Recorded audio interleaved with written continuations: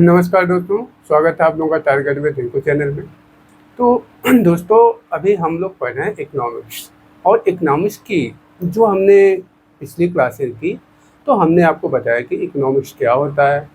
Economics मतलब कि अर्थशास्त्र और जो अर्थव्यवस्था होती है उसमें अंतर क्या होता है और किस तरह से क्या क्या चीज़ें होती हैं। हमने आपको बताया कि इकोनॉमिक्स को हम जो अर्थव्यवस्था है उसको कितने कितने आधारों पर पढ़ते हैं। इन सब चीज़ों पे हमने चर्चा किया पिछले क्लासों में। तो अगर आप उन लेक्चर्स को नहीं देखे हैं तो आप वहाँ पे जाइए और वहाँ पे आप देख सकते हैं। तो अभी जो पिछले लेक्चर में हमने आपको बताया कि जो इकोनॉमी का सर्कुलर फ्लो होता है, अर्थात चक्रीय प्रवाह होता है इकोनॉमिक्स में, वह किस तरह से होता है। तो पिछला जो टॉपिक हमारा था वह था कि सर्कुलर फ्लो इन इकोनॉमिक्स, अर्थात अर्थव्यवस्था में चक्रीय प्रवाह। किस प्रकार से अर्थव्यवस्था में चक्रीय प्रवाह होता है, कैसे जो प्रोड्यूसर होता है और जो कंज्यूमर होता है उनका जो संबंध होता है वह किस तरह से होता है। तो हमने आपको बताया था कि जो सर्कुलर फ्लो इन इकोनॉमिक्स होता है, इकोनॉमिक्स में जो चक्रीय प्रवाह होता है, तो उसमें क्या होता है कि जो कंज्यूमर होता है, तो कंज्यूमर से जो आपका उपभोक्ता होता है वह फर्क जो होता है वह सेवाएं लेता है। अर्थात कहने का मतलब यह है कि वह जो फैक्टर ऑफ सर्विस होता है तो वह उत्पादक जो होता है उपभोक्ता से लेता है और उसके बदले वह उसको फैक्टर ऑफ इनकम देता है। फैक्टर सर्विस लिया, साधन सेवाएं लेता है। साधन सेवाएं में क्या क्या आती हैं, तो आपका आता है कि भूमि आता है, श्रम आता है, पूंजी आता है। भूमि आता है श्रम आता है, पूंजी आता है और संगठन। तो इस भूमि, श्रम, पूंजी, संगठन, ये जो चार चीज़ें होती हैं आपकी, ये ये होती है फैक्टर ऑफ सर्विस, साधन सेवाएं। तो जिस तरह से आपने देखा, आपको यहाँ पे ऐसे बताते हैं कि हमने आपको बताया था कि ये आपका कंज्यूमर होता है,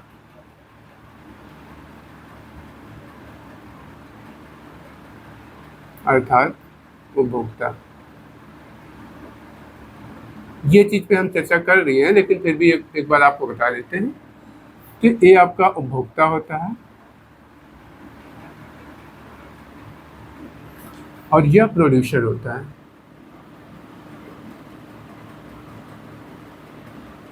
उत्पादन क्षेत्र,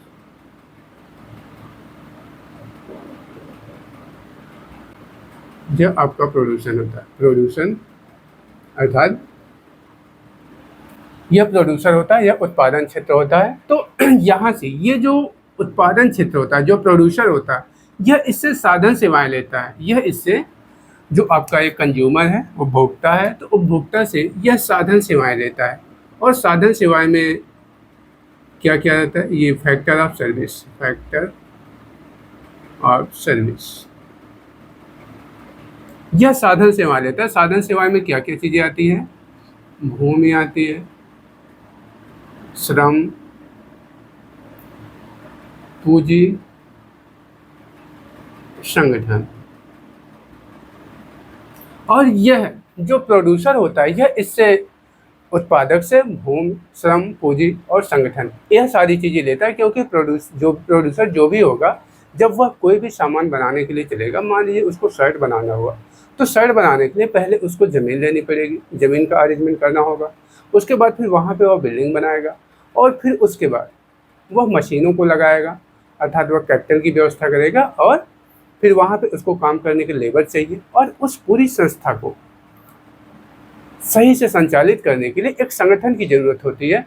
तो इस तरह से यह कंज्यूमर से भूमि, श्रम, पूंजी और संगठन लेता है, तथा इसको यह गुड्स एंड सर्विस देता है,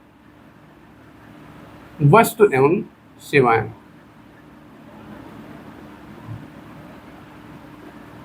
यह वस्तु एवं सेवाएं प्रोवाइड कराता है। और जब यह प्रोड्यूसर जब इससे भूमि, श्रम, पूंजी, संगठन लेगा, तो इसके बदले में भाई इसको कुछ ना कुछ तो देगा ही। तो हमने आपको बताया था कि यह जो प्रोड्यूसर होता है इसको फैक्टर ऑफ इनकम देता है, फैक्टर ऑफ इनकम, यह इसको फैक्टर ऑफ इनकम प्रोवाइड करता है। और जब इस कंज्यूमर के पास जब पैसे आ जाते हैं, तो यह इन पैसों को फिर जो इसके पास पैसे आ जाते हैं तो यह इन पैसों को इस पे खर्च कर देता है। जो भी इधर से उत्पादन एवं सेवाएं आती हैं उनके उपभोग पर यह पैसे खर्च कर देता है। तो इतनी चीज़ें हमने आपको समझा दिया था इसके पिछले लेक्चर में ही। अब हम देखते हैं कि जो ये आपका उपभोक्ता और उत्पादन क्षेत्र होता है तो इनके मध्य, एक मिनट दोस्तों,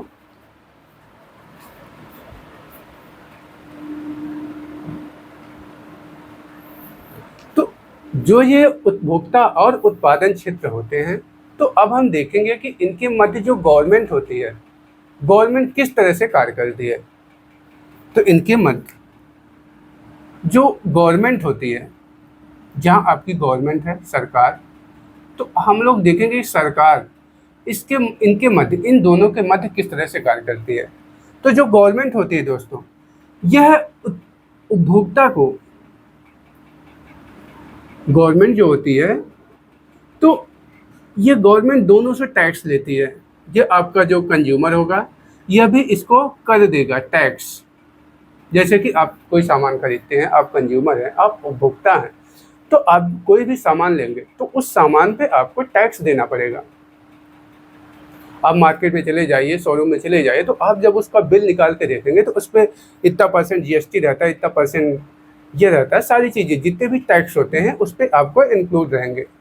तो इस तरह से जो कंज्यूमर होता है जब वह सामान खरीदता है तो उसको गवर्नमेंट को वह टैक्स अदा करता है, गवर्नमेंट को टैक्स देता है। ये जो कंज्यूमर गवर्नमेंट को टैक्सेस देता है।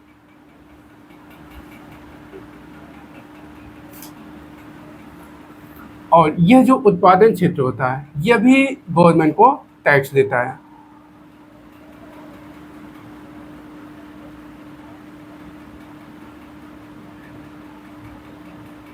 यह भी गवर्नमेंट को टैक्स देता है। लेकिन यहाँ पे बात अलग, दूसरी एक बात और आती है जिसमें कि जो गवर्नमेंट होती है यह कभी कभी इसको, जो उपभोक्ता होता है, इसको ट्रांसफ़र पेमेंट करता है। ट्रांसफ़र पेमेंट का मतलब कि वह पेमेंट जिसके बदले उपभोक्ता के द्वारा सरकार को कोई भी सेवा न दी गई हो, ऐसी पेमेंट को हम ट्रांसफ़र पेमेंट कहते हैं। अर्थात कहने का मतलब है कि जो सरकार ट्रांसफ़र पेमेंट करती है उपभोक्ता को, तो उस उपभोक्ता के पहले, उस पेमेंट के बदले उपभोक्ता के द्वारा सरकार को कोई भी सेवा नहीं दी जाती है। तो इस तरह से आपने देखा कि ये जो गवर्नमेंट होती है, सरकार जो होती है, यह उपभोक्ता को ट्रांसफ़र पेमेंट करती है।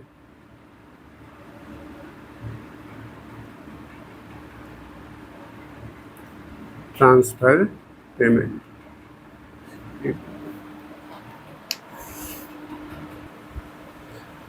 तो आपने देखा कि जो सरकार होती है, यह सरकार उपभोक्ता को ट्रांसफ़र पेमेंट करती है। और उस ट्रांसफ़र पेमेंट में क्या क्या होता है, आपका जैसे स्कॉलरशिप आ गया, ओल्ड एज पेंशन आ गया, और इसको उत्पादन क्षेत्र को यह सब्सिडी देती है। उत्पादन क्षेत्र को सब्सिडी देती है। अभी हम बताते हैं कि किस तरह से यह देती है, उत्पादन क्षेत्र को सब्सिडी देती है। तो ट्रांसफ़र पेमेंट क्या होता है कि हमने आपको बताया कि वह पेमेंट, जिस पेमेंट के बदले, अर्थात उपभोक्ता को किया गया, सरकार के द्वारा उपभोक्ता को किया गया वह पेमेंट, वह भुगतान जिसके बदले सरकार को उपभोक्ता के द्वारा कोई भी सेवा न दी जाए, तो उसे हम ट्रांसफ़र पेमेंट कहते हैं। तो यहाँ पे आप लिख लेंगे कि ट्रांसफ़र पेमेंट क्या होता है कि वह पेमेंट, वह भुगतान,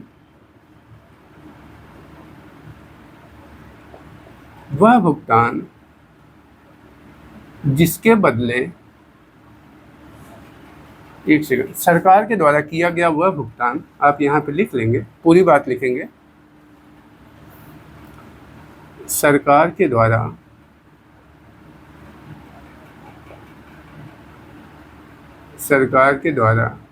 किया गया वह भुगतान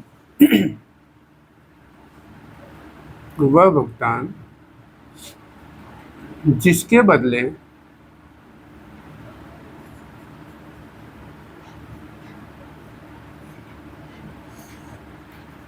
उपभोक्ता द्वारा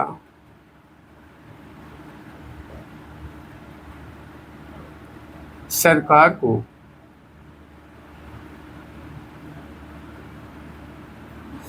कोई सेवा न दी जाए, कोई सेवा नहीं दी गई हो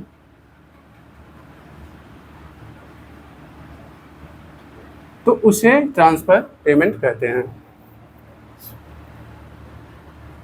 उसे ट्रांसफर्ड पेमेंट कहते हैं।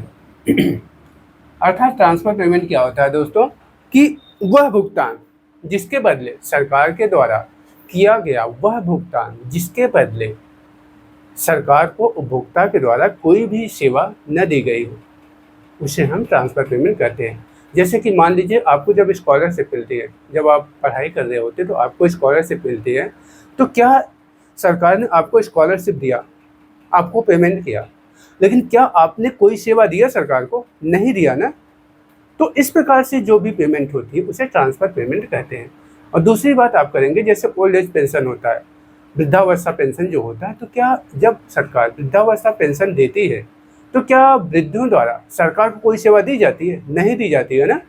तो इस प्रकार से सरकार के द्वारा किया गया ऐसा भुगतान जिसके बदले सरकार को उपभोक्ता के द्वारा कोई भी सेवा न दी जाए, तो उस पेमेंट को हम ट्रांसफर पेमेंट कहते हैं। आप एग्जाम्पल में लिख सकते हैं जो स्कॉलरशिप तथा ओल्ड एज पेंशन। यहाँ आप एग्जाम्पल में लिख सकते हैं कि एग्जाम्पल छात्रवृत्ति,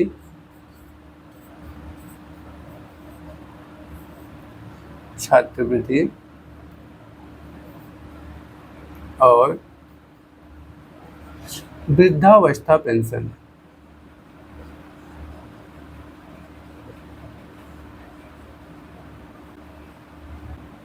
छात्रवृत्ति और वृद्धावस्था पेंशन, यह दो चीज़ें ऐसी होती हैं जो जिसको कि हम ये ट्रांसफर पेमेंट में शामिल कर सकते हैं। और दूसरी बात, जो सरकार उत्पादन क्षेत्र को, हालांकि हमने बताया कि कंज्यूमर क्षेत्र को सरकार ये ट्रांसफर पेमेंट करती है तथा उत्पादन क्षेत्र को यह सब्सिडी प्रदान करती है। तो सब्सिडी क्या होती है कि सरकार के द्वारा किया गया वह पेमेंट जो कि करना चाहिए कंज्यूमर को, उपभोक्ता को, लेकिन कंज्यूमर के स्थान पर उस भुगतान को सरकार करती है। अर्थात सब्सिडी क्या होती है, जैसे मान लीजिए कि आपको कोई सोलर पैनल लेना हुआ, कोई भी चीज़ लेनी हो, जैसे मान लीजिए आपको यूरिया लेना हुआ, आप सोलर पैनल ही मान लीजिए कि आपको सोलर पैनल लेना है और आप गए दुकान पे और वहाँ पे आप पूछे कि यह कितने का है, तो दुकानदार बोलता है कि यह आपका सोलर पैनल आपको 1 लाख रुपए में मिलेगा। तो लेकिन फिर दुकानदार कहता है कि है तो 1 लाख रुपए का, लेकिन आपको हम 70,000 में दे देंगे। तो 30,000 वह कहाँ से उसको मिलेगा? आपसे जो शॉप वाला है जहाँ से आप सोलर पैनल ले रहे हैं, तो आपको 1 लाख उसने दाम बताया, लेकिन वह आपको 70 में दे रहा है। लेकिन 30,000 रुपये है वह आपकी सब्सिडी है, वह पैसा गवर्नमेंट देती है। अर्थात कहने का मतलब है कि मान लीजिए जो गवर्नमेंट होती है वह जो भी चीज़ें, जैसे सोलर पैनल है तो उसकी कंपनी से वह टाई अप कर लेती है, और सोलर पैनल जो बनाता है, जो कंपनी बनाती है, तो वह कहती है कि देखिए इसमें मेरा जो कुल लागत है वह 90,000 रुपये, बाकी 10,000 रुपये हम अपना प्रॉफिट जोड़ के इसको 1 लाख रुपये में बेचेंगे। तो लेकिन गवर्नमेंट को लगता है कि नहीं, अगर 1 लाख रुपये में बेचा जाएगा तो जो आम जनता है उसको ज़्यादा महंगा पड़ेगा। तो गवर्नमेंट कहती है उसको, सोलर पैनल वाली कंपनी को, कि ठीक है तुम इसको 70,000 में बेचो, बाकी जो 30,000 जो तुम्हारा पैसा होगा वह मैं दूंगा। सरकार 30,000 रुपये देने के लिए तैयार हो जाती है। तो वही होती है सब्सिडी। अर्थात कहने का मतलब है कि वह पैसा जो कि भुगतान तो किया जाना चाहिए उपभोक्ता के द्वारा, लेकिन उस भुगतान को सरकार करती है, तो उसे सब्सिडी कहते हैं। जैसे कि मान लीजिए आपको यूरिया जो होती है, तो यूरिया की एक बोरी की कीमत 1000 रुपये होती है। आप मान लीजिए, बाकी तो जितना भी होगा। तो मान लो जो यूरिया की कंपनी है वह एक बोरी यूरिया बनाने में उसको पूरा लागत अपना जोड़ के वह उसको कहती है कि नहीं, इसका जो प्राइस है वह हम 1000 रुपये रखेंगे। लेकिन गवर्नमेंट कहती है कि नहीं, किसानों को इससे ज़्यादा उनको महंगा लगेगा, और वह कहती है कि ठीक है, इसको तुम 600 रुपये में किसानों को बेचो। तो कंपनी कहती है कि जो यूरिया बनाने वाली कंपनी है यह कहती है कि भाई अगर 600 रुपये में हम बेच देंगे और मेरी लागत 1000 रुपये आ रही है, तो फिर 400 रुपये हम कहाँ से लाएंगे। तो गवर्नमेंट कहती है 400 रुपये हम तुमको देंगे, 400 रुपये हम तुमको देंगे, लेकिन तुम इसको 600 रुपये में बेचो।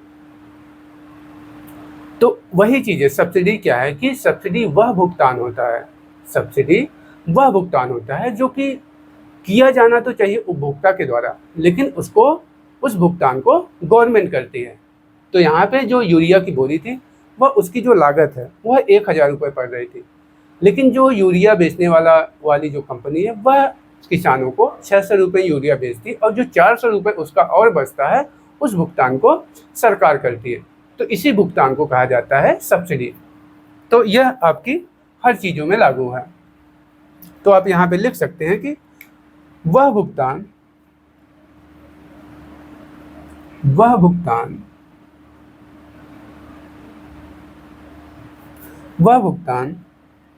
जो सरकार ने उत्पादन क्षेत्र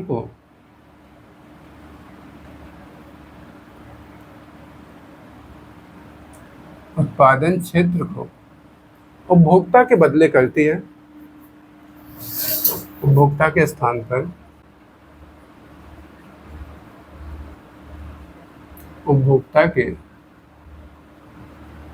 पर करती है,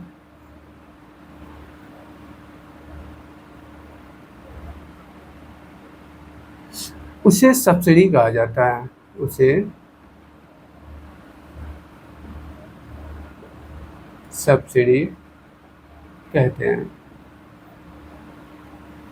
तो यहाँ पे आप जो 2 पॉइंट है आप इसको हमेशा याद रखेंगे कि बैलेंस, वो जो ट्रांसफ़र पेमेंट होता है वह क्या होता है कि वह भुगतान जो सरकार उपभोक्ता को बिना किसी सेवा के बदले देती है उसे हम ट्रांसफ़र पेमेंट कहते हैं। अर्थात कहने का मतलब यह है कि ऐसा पेमेंट जिसके बदले सरकार के द्वारा किया गया ऐसा भुगतान जिसके बदले उपभोक्ता के द्वारा सरकार को कोई भी सेवा न दी गई हो, तो उसे हम ट्रांसफ़र पेमेंट कहते हैं। जैसे आपकी छात्रवृत्ति हुई और वृद्धावस्था पेंशन हुआ, ओल्ड एज पेंशन हुआ। तो इसमें क्या होता है कि सरकार पैसा तो उपभोक्ता को देती है, लेकिन उपभोक्ता के द्वारा सरकार को कोई भी सेवा नहीं दी जाती है।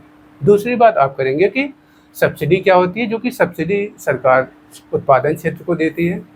तो यह क्यों देती है?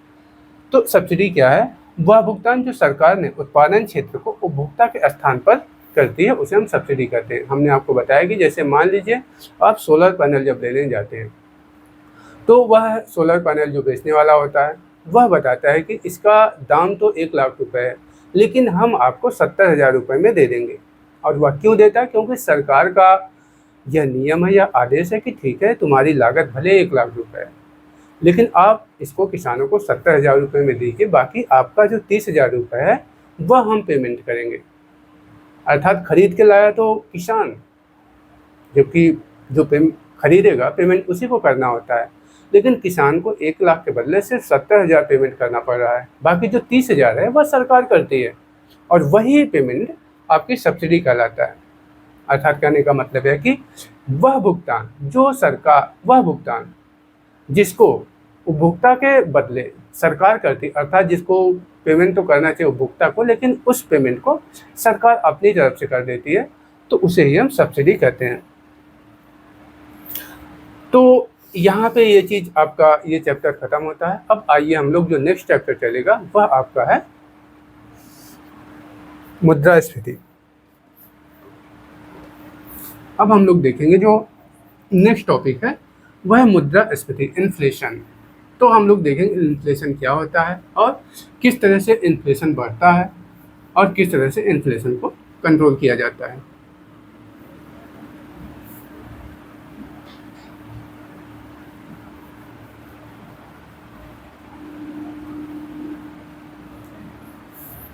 तो अगला जो टॉपिक हमारा होगा दोस्तों वह होगा इन्फ्लेशन।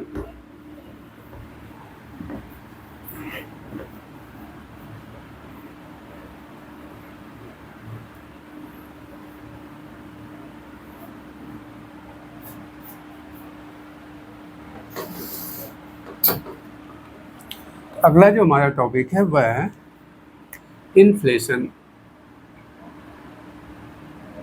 मुद्रा स्फीति, इंग्लिश में इन्फ्लेशन।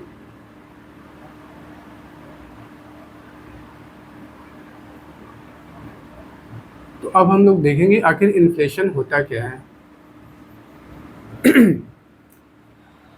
तो जब सामान्य कीमत स्तर पर जो वस्तु की कीमत होती है वह लगातार बढ़ती जाती है तथा जो मुद्रा होती है, मुद्रा की जो क्रय शक्ति होती है, मुद्रा की जो परचेजिंग पावर होती है वह लगातार घटती है, तो इस कंडीशन को हम इन्फ्लेशन कहते हैं, मुद्रास्फीति।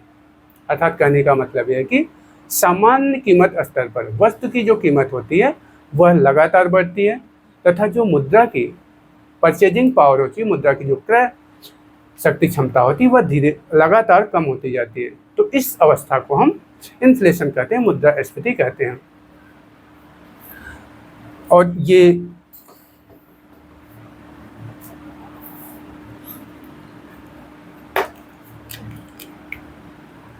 तो आप यहाँ पे इस तरह से जब सामान्य कीमत स्तर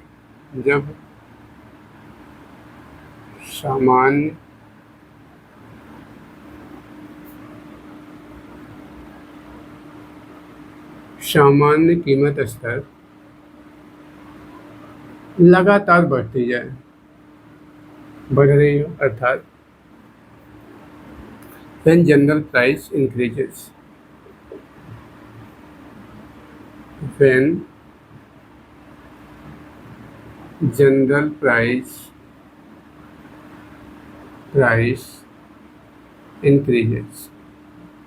और जो परचेजिंग पावर होती है वह मुद्रा की क्रय शक्ति कम एवं मुद्रा की क्रय शक्ति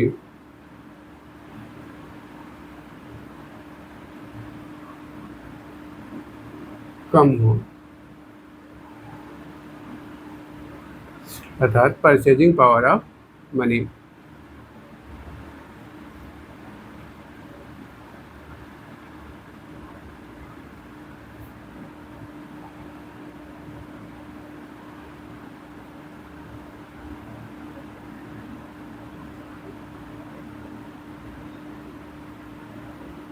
जो है लगातार कम हो।